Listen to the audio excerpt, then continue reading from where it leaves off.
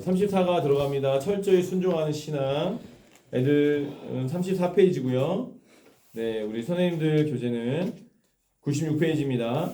사무엘상 15장 10절에서 23절까지의 말씀입니다. 여기 보면은 이제 사울 왕이 등장합니다. 이제 왕중시대로 넘어가서 사울 왕이 그때 당시에 키가 좀 컸고 이스라엘 민족이 그렇게 키 큰 민족은 아니거든요. 근데 그래도 키가 컸고 왕적인 어떤 외모적인 그런 것들 갖고 있었나 봐요. 그래서 사람들이 조금 외관적으로도 좀 인정하게 되어지는 그 왕이 이제 사울 왕이었고, 또 사울은 처음에는 겸손했죠. 그래서 하나님이 나 같은 사람을 이렇게 왕을 세워주실까 겸손했는데 나중에 어떻게 됩니까? 교만하게 되죠. 그래서 하나님의 법과 하나님의 말씀 명령을 그대로 지켜 행하지 않는, 순종하지 않는 그러한 왕이 됩니다. 그래서 불행한 삶을 살게 되고 결국 마지막이 안 좋죠. 자, 그래서 철저히 순종한 신앙은 이 사울의 모습을 보면 우리가 발견할 수가 있습니다. 하나님의 명령, 사울의 불순종이 있었죠. 아말렉을 진멸하라고 하셨어요, 하나님께서. 왜냐하면 아말렉이라는 것은 하나님께서 이미 심판을 명하신 민족이거든요. 그러니까 이전에 이스라엘 백성들 하나님께서 이스라엘 백성을 돌보시는데 광야에 있다 할지라도 그들이 좀 징계 기간에 오히려 그 자비를 베풀고 은혜를 베풀어 줘야 되는데, 징계는 징계잖아요. 하나님의 징계니까. 근데 사랑을 베풀지 않고 오히려 이들을 더 힘들게 하고 공격했다는 것이죠. 죽이려고 그랬죠.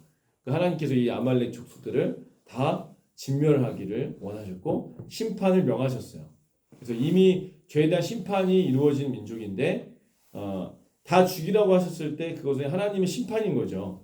그 심판의 도구로 이스라엘 백성을 사용하신 것인데, 이스라엘 백성들 그 사울 왕이 조금 쓸만하니까 좀 살려줘서 뭡니까 꼬붕이라고 해야 되나, 부하로 쓰고 싶고 막 이런 마음이 있었는지, 또 전리품 다 없애기가 아까웠던지 돈이 아까웠는지 그걸 좀 남겨두죠.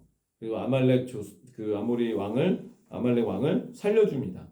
그래서 그랬더니 하나님께서 여기 보면 이제 구절 있죠. 18절 사무엘상 15장 18절 또 여호와께서 왕의 길로 보내시며 이르기를 가서 죄인 아말렉 사람을 진멸하되, 그렇죠. 다 없어지기까지 치라 이렇게 말씀하셨어요, 하나님이.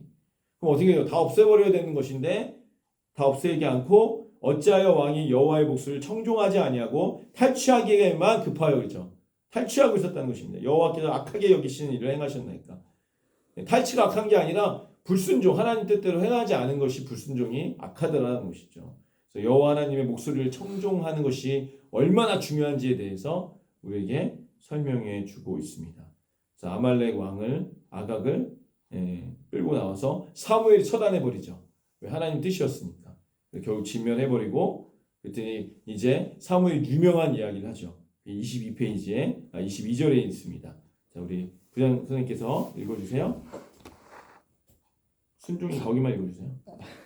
순종이 제사보다 낫고 듣는 것이 양의 기름보다 나으니. 네, 순종이 제사보다 낫다라는 명언이 나오죠. 그때 이 사울 왕 때문에 나온 겁니다. 그래서 우리 예배나 제사보다 어떻게 보면 순종이 더 우선된다. 순종하는 마음이 있어야 제사도 제대로 제사할 수 있는 것이고, 순종하는 마음이 있어야 예배도 제대로 드릴 수가 있는 것이다. 또 듣는 마음이 있어야 되는데, 하나님께 마음껏 막 드리고 막 일천번째 드리고 해도 듣는 마음이 없는 채로 그냥 내 것만 막 언급하는, 호소하는 그런 게 아니라 들을 수 있어야 된다. 하나님 뜻을 듣고 하나님께 듣는 자세가 되어 있어야 그 다음에 뭐 순양을 드리고 제사를 드려도 그것이 합당하게 드려지고 올바른 방향으로 나아간다는 것이죠. 자, 사울은 하나님의 명령을 듣고 어떤 선택을 했나요? 1번과 2번이 있습니다. 모든 걸 진멸하는 것이 하나님의 명령이었는데 1번 선택은 뭡니까? 아니 아까우니까 좋은 것을 남겨서 하나님께 제사를 드리면 좋을 것 같아. 이건 자기 생각이죠. 지 생각이죠. 두 번째 선택 2번. 모든 걸 진멸하라 하셨으니 남김없이 없애야지. 이게 2번이 선택이, 우리의 선택은 이거여야 된다는 것이죠. 근데 우리는 자꾸 내 생각이 들어간다는 거예요. 신앙생활에서도 내 생각. 상황 논리라고 그러죠. 이 상황은 이러니까 하나님도 이해하실 거야 라는 거예요. 근데 좀 그걸 신중해야 되는 것이죠. 거기 그 결정에 있어서 하나님 뜻이 상황이 아무 상관없는 거일 수 있어요. 하나님 뜻은 그대로, 말씀 그대로 지키는 것인데, 그런 습관이 있어야 되는데 자꾸 우리는 자꾸 말씀을 이단처럼 변개하고 자꾸 내용을 변질시켜 버리는 상황이 있습니다. 그죠? 주일날 섬기라는 것에 있어서 있지만 주일날 잘 지키는 것이 중요한데 주일날 이런 상황이 있으면 이렇게 바꾸고, 그죠? 예. 뭐 그냥 영상 예배 드리면 되지 그냥 쉽게 이렇게 바꾸는 거, 이게 이런 어떤 나쁜 습관인 거예요. 이게 하나님께 완전하게 순종하는 그 태도는 아닌 거죠. 그러니까 그 본심 자체가, 그죠?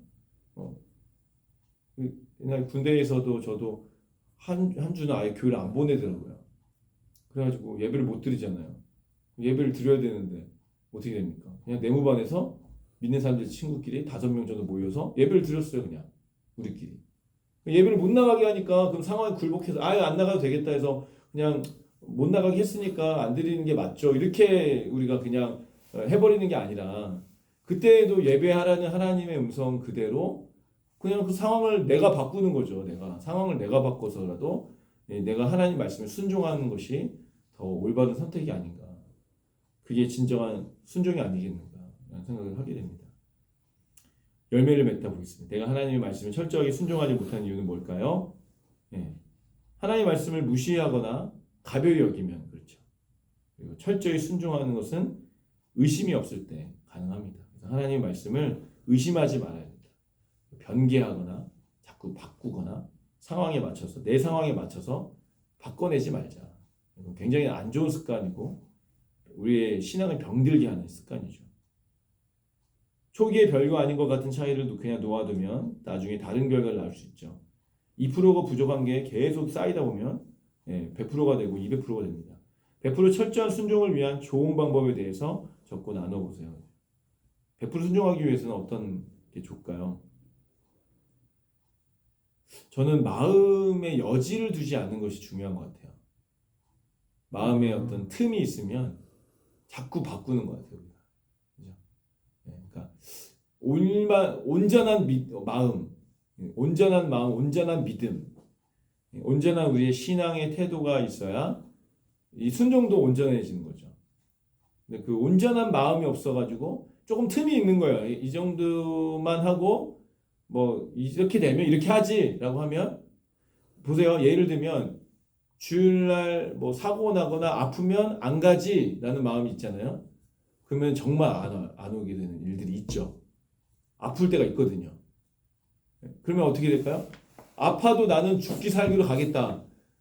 벅벅 기어서라도 가겠다. 교회를. 그 마음으로 온전히 채워져 있으면 어떨까요? 아파도 끌고 오는 거거든요. 그게. 그 힘이 있는 거거든요. 약을 먹어서라도 나는 죽더라도 교회에서 죽겠다라고 하는 마음으로 온전한 마음이 있다면 할 수밖에 없거든요. 그러니까 안 빠지게 되죠. 나머지 순종도 마찬가지. 내가 이걸 그대로 하겠다라는 그 마음이 있다면 어떤 상황이 안 좋으면 그 상황을 바꿔서라도 내가 오게 돼 있지, 하게 돼 있지. 결국 그 상황 때문에 그거를 변개하지 않는다는 거죠.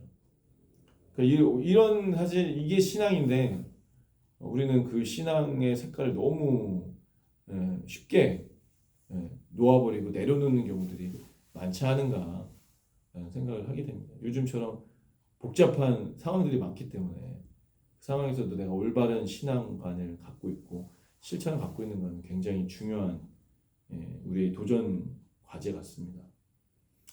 밑에 하나님은 우리에게 철저한 순종을 기대하시며 하나님의 나라의 백성은 하나님 말씀을 철저하게 순종해야 됩니다.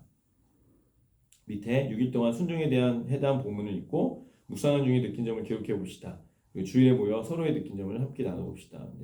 이거 한번 괜찮은 것 같아요. 이거 월요일 날은 이 말씀 읽고 화요일 날 이 말씀 읽고 수요일 날 이 말씀 읽고 목요일 날 이 말씀 읽고 금요일 날 이 말씀 읽고 토요일 날 이 말씀 읽고 이게 다 순종에 대한 말씀입니다. 그래서 이 말씀을 요일마다 애들이 이렇게 읽을 수 있도록 카톡이나 단체방에 올려주셔가지고 그 말씀을 꼭 묵상하고 올 수 있도록.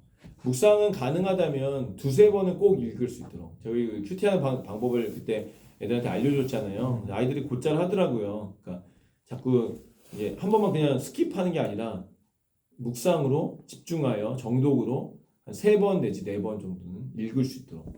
그래서 거기서 깨달은 점을 적어서 아니면 글을 한번 남겨놓는 것도 괜찮고요. 2-3가지 다. 아니면 구절 중에 찾아오는 거 있잖아요. 그렇게 하면 그게 애들의 영성을 붙잡아주는 말씀이 돼요. 그게 말씀이 나를 붙잡아요. 내가 말씀 붙잡는 게 아니라 그게 큐티하다 보면 말씀이 나를 붙잡거든요. 그럼 그게 쌓이다 보면은 내가 말씀 신앙이 돼요. 말씀 신앙. 그래서 우리가 그런 이제 큐티의 효과가 있고 열매가 있습니다. 그래서 우리가 그런 부분들을 한번 해보시면 좋겠고, 이 34각 주간에는 이 말씀을 요일마다 읽고 묵상하는 시간 반별로 가지면 좋겠습니다. 네. 여기까지 하겠고 또 질문이나 나눌 거 있으세요? 아니. 네. 긴 시간 동안 저희가 했기 때문에요. 지금 뭐 여러분들 한 가지씩만 보기 때문에 근데 6가지 다 끝낸다고 고생 많으셨습니다. 여기까지 하겠고요. 네, 마칩니다.